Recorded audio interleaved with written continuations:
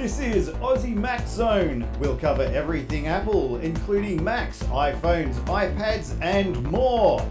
All this from an Aussie perspective. Sit back, relax, and insert yourself into the zone. The Aussie Mac Zone. Hello everybody, welcome to show 242 Aussie Mac Zone. Quite a few things to talk about this week. And to start with, we have a super special guest, Matt. How are you, Matt? I'm well, thanks. Zarn, how are you tonight, my friend? Fantastic as always, Michael. How are you, mate? Very, very good, thank you. Yeah. Bit brisk yesterday up the mountains. It was 1.3 degrees. Felt like minus 8.9, etc. is what the phone was telling me. Yeah, right. It was bloody freezing. I seen just after you guys left, it was probably about an hour and a half after you guys left, the snow actually came down.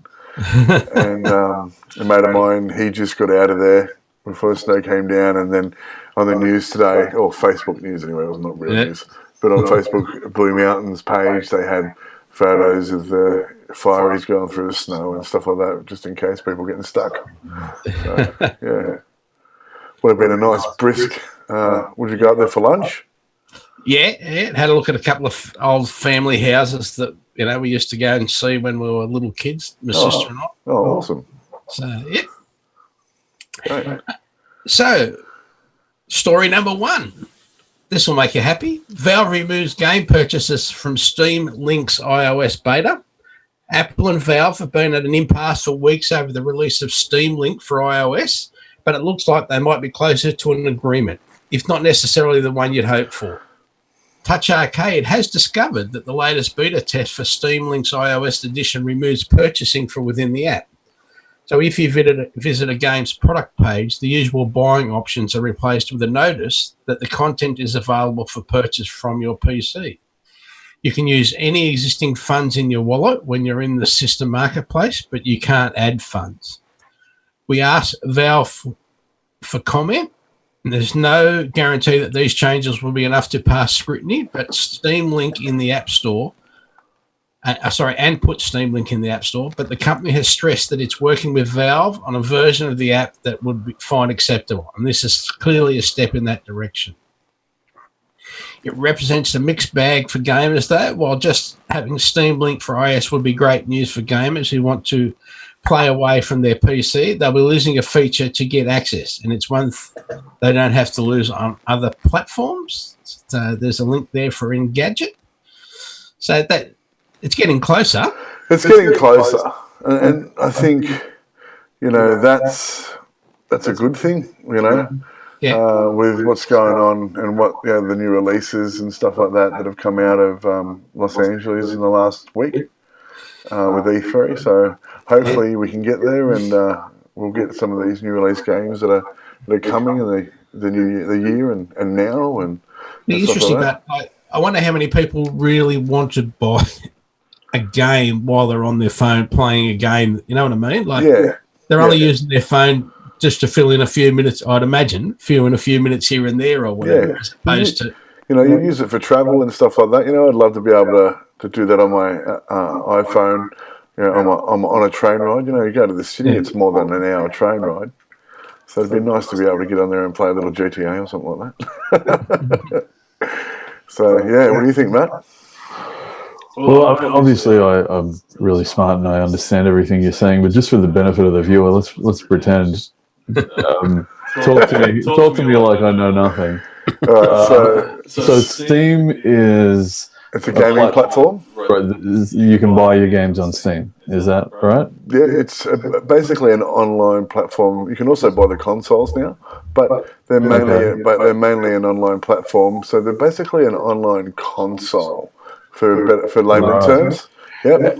Does that compare? I mean, I'm going to use probably a verboten word, but is it something like the PlayStation Store? It's a whole platform, so you can play games on there, you can buy games on there. They're your games, but they're basically in a cloud. So it's basically a cloud platform. To explain it better. And so have they been tied up in some kind of legal rights? Well, not legal rights. They're trying to make a deal with Apple so that they can come across on a mobile platform and, so your PC platform, well, not your PC, but Apple Mac platform. Right. And so people that are using Macs and things like that can also get the benefit of the Steam. So was it previously only available to the PC? Windows? Yeah. Okay. PCs and Macs. Yeah, and Macs. This is for iOS. This is for the phone. Okay. on the phone and the iPads. Yeah, see, I feel strange about that. But that's probably the old man in me, the 80s gamer. The idea of like sitting down to a proper gaming session on a tiny little screen. Yeah. But that's the way the world's going now, right? People watch their movies.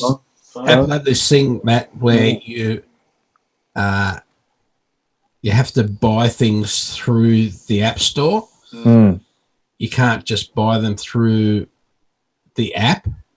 Right. Apple, if you're doing it directly in the app, Apple don't get a cut. Okay. Basically, that's what it all boils down to. Yeah. They want their piece of the pie. Yeah, Right. and even if if you're in Amazon's audio site and you want to buy another book, you've got to go out, buy the book. That automatically gets loaded into the Audible app. Right. Listen to it, but you can't actually do the buying on the iOS device. Wow. They get cut Because they don't get a cut, so yeah. Is there a hard up for money? Yes, that's right. Because they only made $62 billion this year, so in the financial year, the quarterly. Yeah, sorry. So did France. Wow.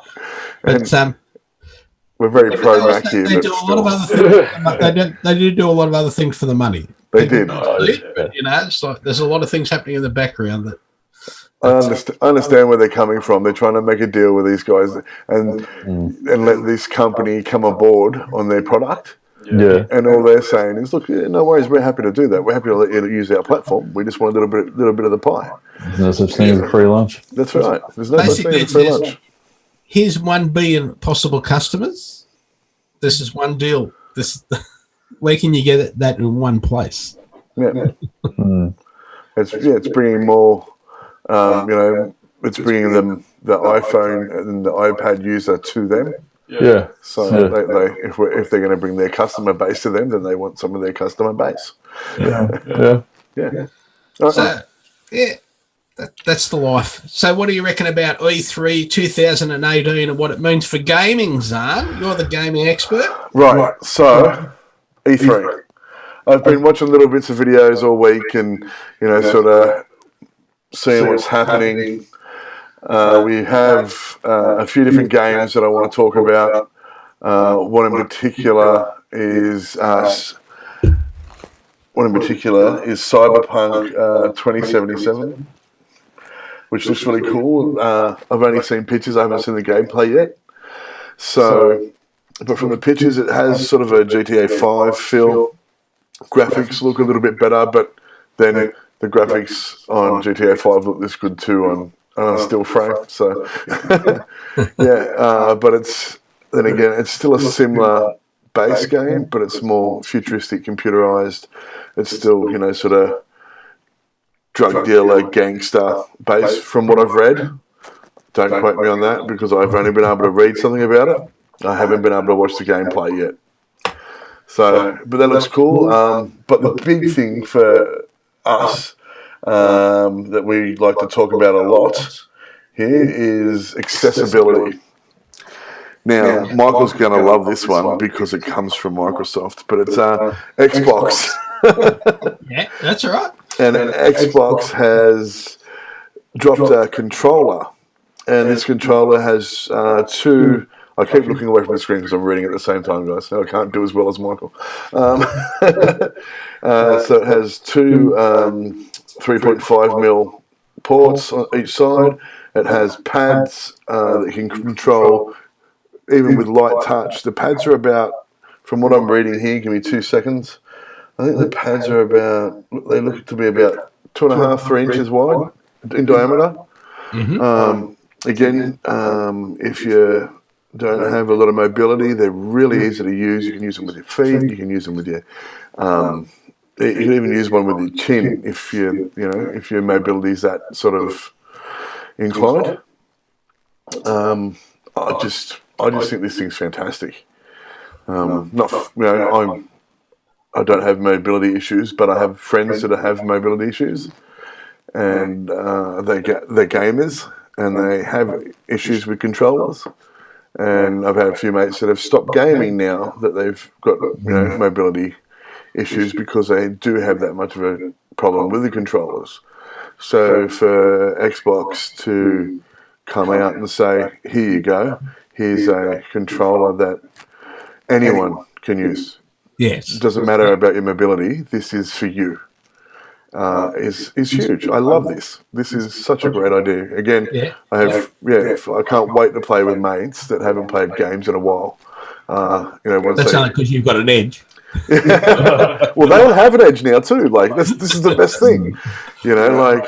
There's no sort of it's even gameplay, and that's fantastic. So I think well done Xbox, well done Microsoft for this. This is fantastic. Yeah. Zarn told me about it before, and I'm an able-bodied gamer, so to speak. And it was one of those things where I'd never even thought about it until he mentioned it, and then I thought, oh yeah, it's a huge market. It's probably a smart financial decision as well, but it's a humanitarian decision. And I guess they've kind of thrown down the gauntlet for other companies now. I mean, anyone who doesn't get on board quickly is going to risk being left in the dust. That's right. It's great. And because Apple's has such accessibility, they're great at it, and they're normally the innovator of it. They're always sort of proud of what they can do to make things more accessible to everybody. Yeah. And so, and I love that. Like when we watched. When we were talking about it, not last week, the week before, when Mac had their big conference, and their accessibility, and I was so over the moon with how well they'd done. And then as a gamer, again, I'm just excited, just as excited for this. Yeah. So, they're the two little things I wanted to talk about tonight about A3. I'll bring up some more stuff next week as well when I get to watch more videos. Excellent. Yeah. So a reminder this week, we are brought to you by athwebhosting.com.au. And I want everyone interested in having a website for themselves or their kids to go and have a look at athwebhosting.com.au/sitepad. Because you've got your affordable and competitive plans, your domain registration, your instant activation, WordPress, Joomla, cPanel, all from $5.95 per month when paid annually. Now, young Matt, tell us a little bit more about yourself, my friend.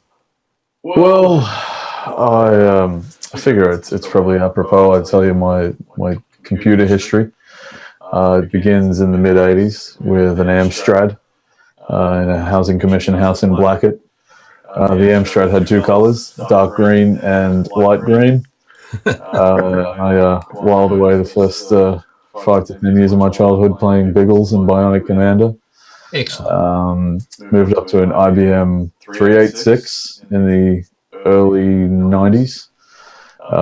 Then I got a Mega Drive, and then I started playing guitar and liking girls, and just kind of lost track.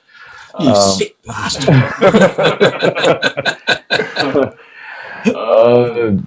Yeah, so I'm a bit of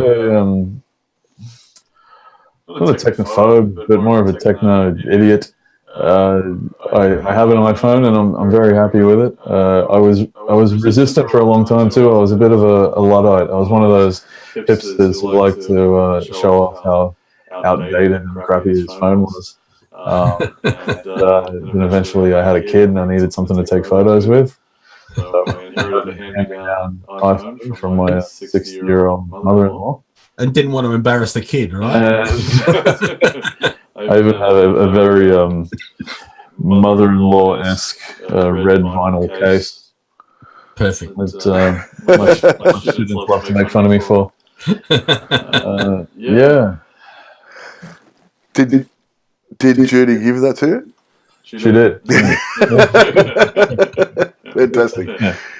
That's great. And I'd like to say hello to some of our viewers. They're our biggest fans, Michael. Yeah. And they've posted on the wall. And so we want to say hello to Mason and Hunter and Violet. Hey guys. Hi. We love you and we'll see you soon. We're in the all-important 1 to 3 demographic. That's right. All the advertisers are worried about. We get them young. We get them young. I know my boys know how to use a Mac device, so it's okay. So that's excellent. So thank you for coming on the show, Matt, and just No, giving it's a me pleasure. another perspective, Happy to be here. Thanks for having me. Pleasure. So Google are under investigation in Australia over alleged data collection offences. The Australian Competition and Consumer Commission will reportedly investigate Google over data harvesting on Android. Google is reported collecting around 1 gig of data per month from Android devices in Australia, containing detailed location data. Google's privacy policy agreement covers data collections for its services, but there are questions over the transparency of the agreement. The ACCC plans to investigate Google. Sorry, I've just made my screen go out of the way. Regarding data harvesting on Android phones. The news arrives from the Australian via the Guardian, following an investigation by software company Oracle. Oracle apparently discovered that Google may be collecting around 1 gig of data per user per month from Android phones in Australia. This reportedly includes location information, even where location services are turned off and with no apps installed and no SIM inserted. Google has mapped IP addresses, Wi-Fi connection points, mobile towers, which allow it to know where a device is connecting or attempting to connect to without using the phone's location service, The Guardian reports. Australian Android users, of which are estimated about 10 million, are also said to be paying their telecom providers to send this data.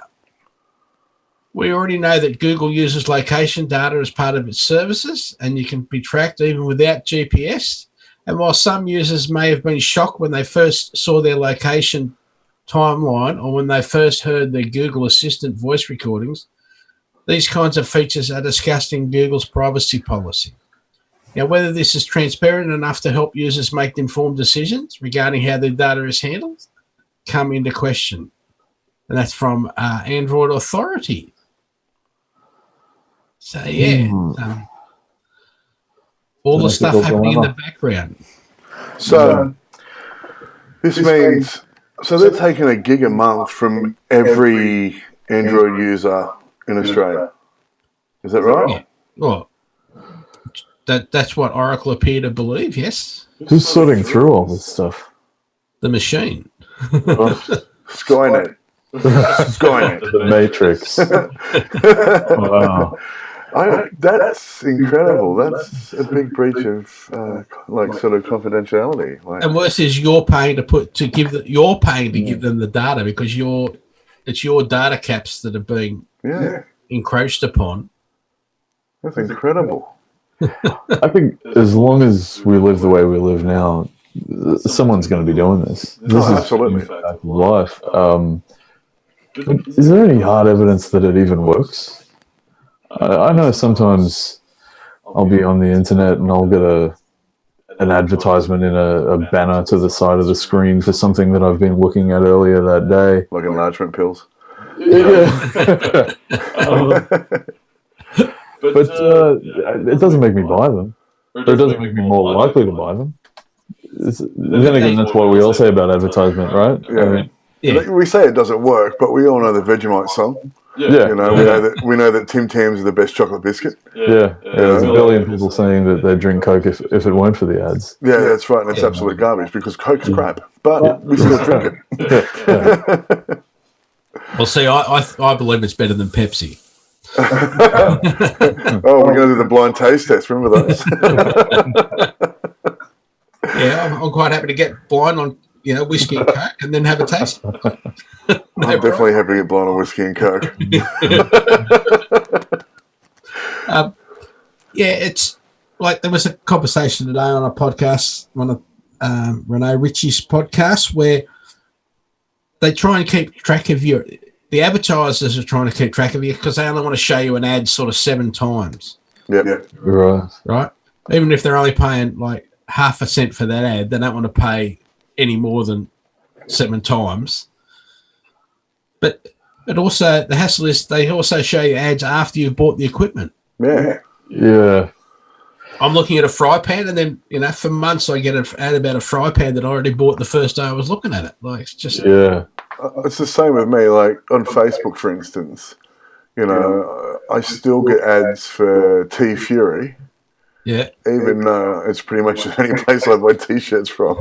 Like I'm always buying some nerdy T-shirt from T Fury because I love it.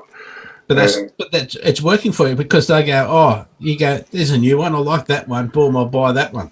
Yeah, but I found T Fury like by myself, and then I guess posting videos and stuff like that on Facebook, and I'm wearing a T Fury shirt. So and then they've picked it up that way. But I guess it was a limitation of the old technology like television, where you were wasting ads on people that were never going to respond to them. I mean, I find myself in the weird position of siding with the corporations. But just to be devil's advocate, it is wasted money to advertise tampons to the 3 of us. So why do it? Yeah, no, I agree with that too. And same with, your VB ads and stuff like that when we were kids. And I don't know if they're still allowed to do that anymore, but, half of the demographic was either too young or didn't drink. And so that's wasted advertisement, Yeah.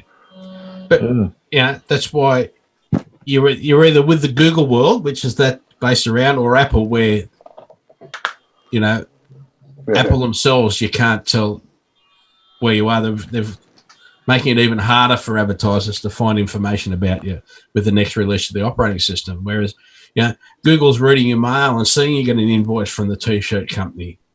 Right. That's why it also knows, you've got a flight on Thursday, We'll show you something for Perth because you're going to Perth on Thursday. That's what Google will do if you're into their system. Apple won't do that. So. Yeah. And unfortunately, it catches up to you. That's the problem. So. Well, yeah, it's interesting to think about where it's headed. Yeah. I don't mind them taking my information. I really don't, because I've got nothing they really need. If they want to show me a car ad or, a cool nerdy T-shirt ad or a video game ad or something like that, I'm probably actually interested in it. So I don't really mind. Yeah, well, it comes down. I'm happy to see a car ad. I don't want to see a tampon ad. Yeah, exactly. Going to the extreme. That's the sort of thing we're not interested in. Yeah. I don't mind watching a good made beer ad. The beer ads that Carlton Draft made, or Victorian, the Carlton company made, were fantastic. And stuff like that. Before they decided they were going to cut all their workers' wages in half, I would have gone out and bought a Carlton Draft. I won't now because they treat their workers like shit. But other than that, That said, I would be sad to never see another perfume ad. And that might be the way it goes. They'll figure out soon enough I don't buy perfume, but I love those ridiculous 3-minute French perfume ads that make no sense. Yeah. Or deodorant. I don't wear deodorant. I keep getting deodorant ads for some reason. Right. Anyway, back to you, Michael. No, that's all right. So, next one. Apple debuts new Behind the Mac ad campaign highlighting individual stories of creativity. Apple is launching an expansive new ad campaign that will run on television during the 2018 FIFA World Cup, as well as online. The company is calling the campaign Behind the Mac, and it highlights 12 real stories of people using the Mac to solve problems, create music, and more. The goal of Behind the Mac campaign, the company says, is to highlight how users continue to push the boundaries of creativity and innovation with the Mac platform. It will highlight 12 individual stories of how artists, developers, and many others are using the Mac in their respective fields. There's a popular musician, Grimes, is also featured as part of the campaign. I love Grimes. Yeah. She's dating Elon Musk now. The artist has committed to producing all of her own songs and relies heavily on the Mac and accompanying software to do so. Behind the Mac also spotlights Bruce Hall, a legally blind photographer who has a permanent collection in the Library of Congress. Bruce Hall is a legally blind photography teacher and disability activist. Hall lives in Santa Ana, California, and exhibits his photography international. Now, Behind the Mac includes a 1-minute spot that airs during the FIFA World Cup, as well as social and display ads. The company also gets its own dedicated web page on apple.com. Sorry, the campaign also gets its own dedicated web page. So, yeah, there's some pretty cool stuff going on there. Yeah. Yeah. This sort of harkens back to what we were saying about Coke advertising and all that sort of thing. But I think at this point, they're a giant. They just need to remain visible. This is the campaign they're going with this year. Next year, it'll be something else. What was that photography artist's name again? Is it Bruce Hall? Yeah, cool. I'm just going to have a look. Yeah. But yes, they're highlighting people, but like you don't see, even when they have surf ads, for example, for Coca-Cola, they don't say here's a surfer, blah blah blah, and he's having a drink, and then he's going back out and doing some more surfing or whatever. It humanizes the technology as well. Yeah, because it's probably pretty easy for know-nothing schlubs like myself to think these guys are just anonymous tech heads and divorce the computers from everyday life or creativity, like you say. It's interesting. I'd watch the ads. Yeah, I've got mixed feelings about an artist that I respect getting into bed with a corporation. I really dig Grimes, but. Well, she's obviously already using the equipment. Well, that's the thing. Showing what she's doing, like yeah. And I mean, if KFC were to offer me money to eat there 3 times a week, they'd be suckers because I'm doing it anyway. Why not take the payday?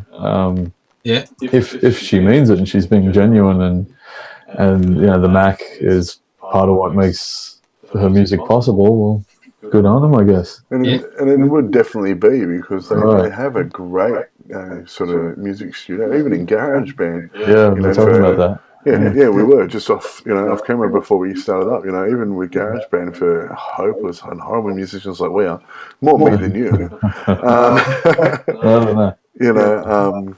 It's still fun to use because we can actually record tracks and stuff like that we're making.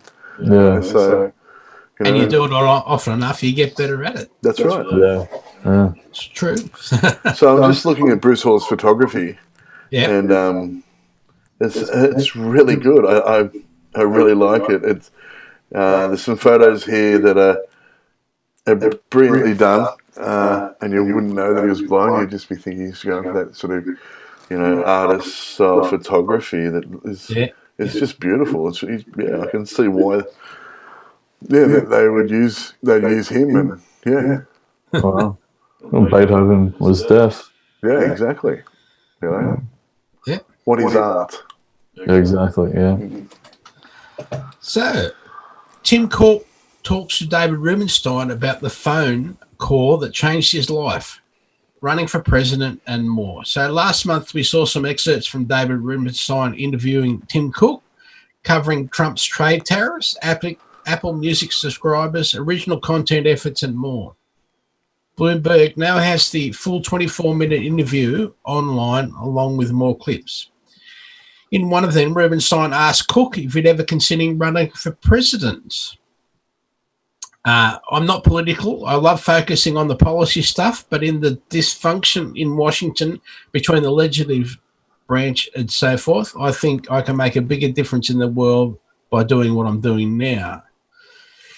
You know, you'd love to be president, but not ever run, and that should never happen in our country, and that kind of eliminates me. Cook also was asked about his move from Compaq to Apple at the time. Apple was a relatively small company, so Rubenstein wanted to know why he accepted Steve Jobs' invitation to come for an interview. Steve had come back to the company and was essentially replacing the executive team that was there at the time. I thought, this is an opportunity to just talk to a guy that started the whole industry. Steve met me on a Saturday, and it was like just minutes into talk to him, I wanted to do it. I was totally shocked myself. There was a spark on his eye that I'd never seen in a CEO before. He was turning left when everyone else was turning right with almost everything he talked about. He was doing something different from conventional wisdom. I thought it was brilliant. So, he started off as a production person, and now he's running the place. So. He's doing a great job too. Yeah. Is he Steve Jobs at the moment? Is he the top dog? Yeah. Right. Yeah. Okay. And he's doing a brilliant job. The WWDC this year was phenomenal. Yeah. And their iOS 12 that's coming out is going to be amazing. And it's going to do great things for the Apple phone and iPad, even with the updates for Mac and everything like that. He's definitely going in the same direction as Jobs would have, and making what was once a small little computer company the biggest computer company in software company, hardware company, in the world. Company. The biggest company. That's right. The biggest company. If you were in Apple, if you were the head of Apple, why would you want to be the president of America? You'd lose half your influence. That's right. Or like the president of America right now and have no influence whatsoever. We only hope so. So a reminder, just to change the subject, this week we are brought to you by Aussie Tech Radio at www.aussietechradio.com. We've got our award-winning Aussie Tech Heads podcast, our sister podcast, the Aussie Tech Crypto podcast. There's My Tech Opinion and other podcasts from around Australia, and it is updated weekly, and you just leave it playing 24 hours a day. Now, just while I'm on that, you can also use Google. If you just say to Google, play me last week's Aussie Mac Zone episode, I haven't tried it yet, but apparently it is working. So awesome. And I have submitted our first one to get the Amazon lady to do her bit. Well, I know Siri will do it. So... yeah, so it'll actually go in. You just say the lady's name, play Aussie Mac. You'll be able to just say the lady's name. Please play Aussie Mac Zone, and it should start playing it. So I just want to say to our viewers this evening too, we didn't play the ads for our sponsors through the show today. That we're having a little bit of trouble loading them. But they will be played at the end of the show once we're done. Okay. Now, here's one that definitely affected me, this one. iOS 11.4 could be draining your battery much faster than before. After upgrading to iOS 11.4, many users are complaining of drastically reduced battery life. Reverting to the previous version eliminates the problem. Causes of the issue are still being identified by users with no response from Apple. A number of complaints are surfacing on discussion boards regarding battery life, but after installing the latest version of iOS available, users are saying their phones and iPads are seeing drastically faster drain of their batteries. even when left on and unattended overnight. One reporter users seeing 60% both on his iPad and iPhone and iPad. Going back to 11.3.1 completely removed the problem. So far, it appears that all phones from the 6 to the 10 are being affected.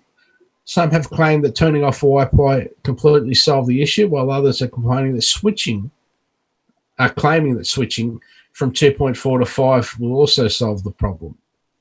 Now, I know I have fiddled with my network, so I haven't actually tried changing those settings, but I would leave my iPhone 6 not plugged in and it would go flat every night, which I'm not used to having that happen at all. Mine's doing the same. And it normally doesn't either. Yeah. Now, on my 6, I have updated to, but it hasn't happened to my 10. So I don't know about that. Yep. But on my iPhone 6, I have updated to iOS 12 and it didn't go flat overnight. Oh. So there is definitely something about 11.4. When did you get iOS 12? I put it on Saturday afternoon. Did you get that because you're a developer? Or is it ready? Yeah, I'm a registered developer. I know, because I don't have it. I don't want to know why. And I don't have it. So I don't know why. And you don't know why? I'm pretty sure I know why. Just while we're talking about 12, I have had one thing, the Notes app crashed on me once and it just opened back up and kept going. But that's basically everything's the same, except it's working. It is faster than it was. Definitely noticeably faster. There are lots of things that aren't in the beta yet for, the shortcuts that we're all expecting to try and make Siri work better and HomeKit work better. Then that's not available yet, but it's coming. But yeah, I just thought I'd get in early and give it a go. As soon as how they were saying how stable it was. Well, mine says it's updated to 11.4, but I am losing battery quite fast. But that's also because I have an iPhone 6 Plus, and I've never had the battery changed, and it's starting to lag.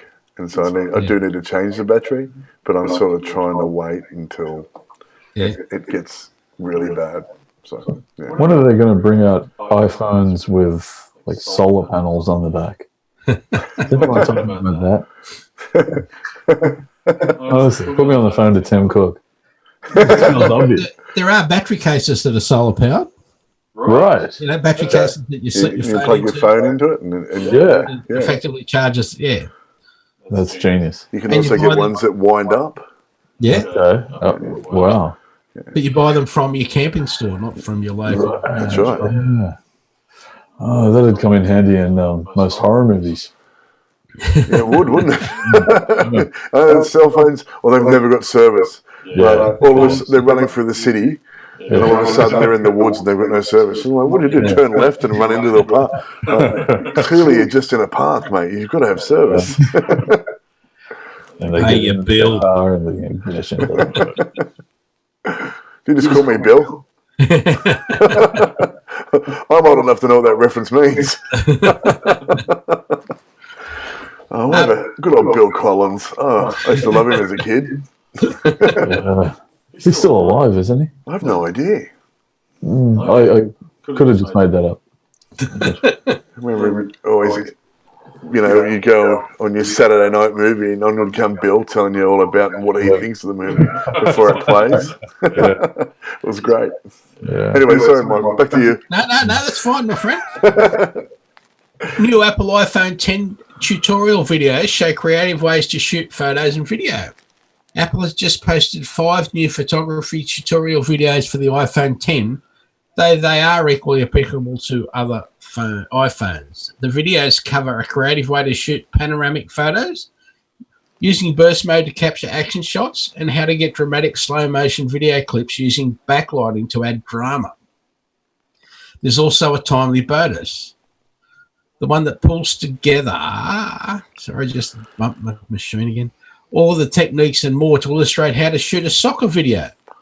All of the videos have soccer in their theme and a nod to the FIFA World Cup. Apple is going in for the World Cup in a big way, recently adding series support, curated news, themed graphics in the Clips app, and more. Apple started specific YouTube channel for tutorial videos, but this one is in the company's main channel, which is www.youtube.com/user/Apple/videos. Awesome. You can watch each of the videos below on the page, which cram a lot of good tips into some very short clips. If you have an iPhone photography and video tips of your own, you can add them to the comments there on the YouTube page. Oh, that's really cool. Yeah.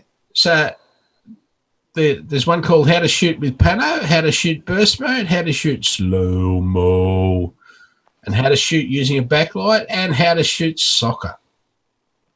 I experimented with slow-mo after watching the first tutorial we got with it. Yeah. And I was at the skate park and just filming some mates skating and stuff like that, and it worked really well. Yeah. I really like the slow-mo on there. You've got to get it right, obviously, but it took me a few goes. But once I realised when to hit it and when it would start and everything like that, there's some really good shots and it was fun. Yeah, so, excellent. Yeah. Excellent. And just little clips like that will help people and remind people and encourage people. So, yeah, go and have a look. It's good. Yeah, I'll check it out. This week in Apple history. It was this week in 1993 that Apple saw its third major turnover in leadership, as John Sculley is ousted as Apple's CEO and the age of Michael Spindler ushered in. While John Sculley deserves much of the blame for Apple losing its way after Steve Jobs was forced out of his leadership role, Mr. Spindler gets most of the credit for the way Apple spiraled out of control during his own tenure. Now, the wider tech world saw change this week too, or at least the herald of change, as eWorld was officially launched this week in 1994. eWorld, of course, was co-managed for Apple by an outfit that later became America Online. And the AOL phenomenon is perhaps the very essence of change, because they've had so many changes. I remember those CDs that you'd get from AOL to set up your modem or your 30 days free dial-up or whatever. Yeah. 4 hours to see one boob. Totally. I was like 16 at the time. I was like, yes, a boob. I'll go tell all my friends. Now, The Woz also gets another moment in the spotlight this week, though that moment probably didn't significantly change his life. It was this week in 2000 that he was inducted into the National Inventors Hall of Fame. Oh, yeah. Cool. Yeah. So that was pretty cool. Couple of things happening. Any more stories or comments, gentlemen, or thoughts, or... No, I was going to bring up my battery anyway, but you already brought that up. Yeah. I'm disappointed that you have 12 and I don't. It'll be at the end of the month. Yeah, I know. As a public beta, yeah. Yeah, so... No, I'm happy with my phone anyway. I'm always happy with my phone. That's a great phone. So, yeah, even though I don't have a 10, so many first world problems. I don't have anything else this week. I will have more commentary and whatever for E3 next week when I watch more videos. And more gaming stuff. And hopefully some new news on what's going on with Steam and Apple. So, yeah. Matt, you got anything? No, just to say thanks again for having me on. It's been an experience. My first podcast. There you go. Yeah. Do you use computers in your job? I do. Google Suite seems to be launching a takeover bid for education in Australia. We've got Google Slides and Google Docs and That's pretty omnipresent. Yeah. There's always a lot of talk about technology in the classroom. It's always a hot topic. And most of us haven't really kind of figured it out yet. Sometimes we're expected to teach kids about things that they are born knowing more about than we do. That's absolutely right. And we're not given the training. So it's an interesting time to be in the gig, definitely. Yeah.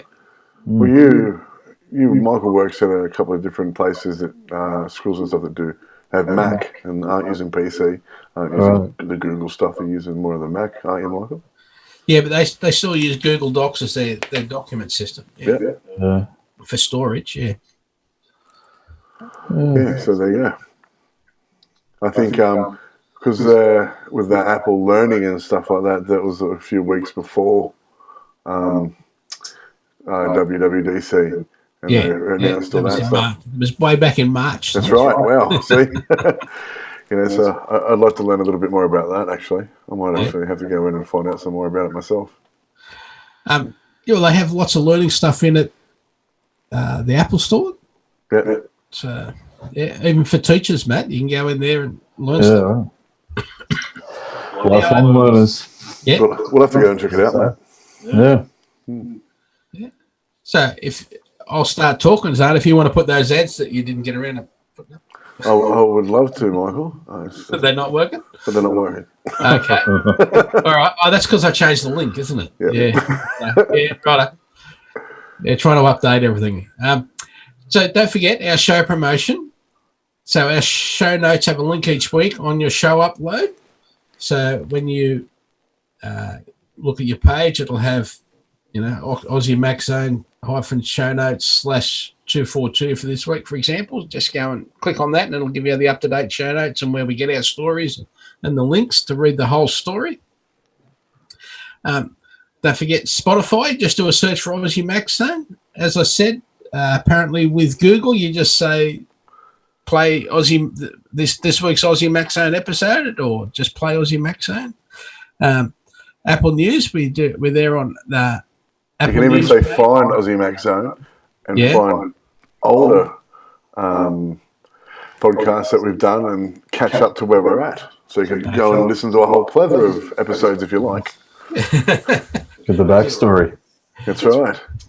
Trace the character arc. That's right. So thanks to our sponsors being athwebhosting.com.au and aussietechradio.com. And, of course, our supporters, you, our listeners. Thank you. Thank you, Matt.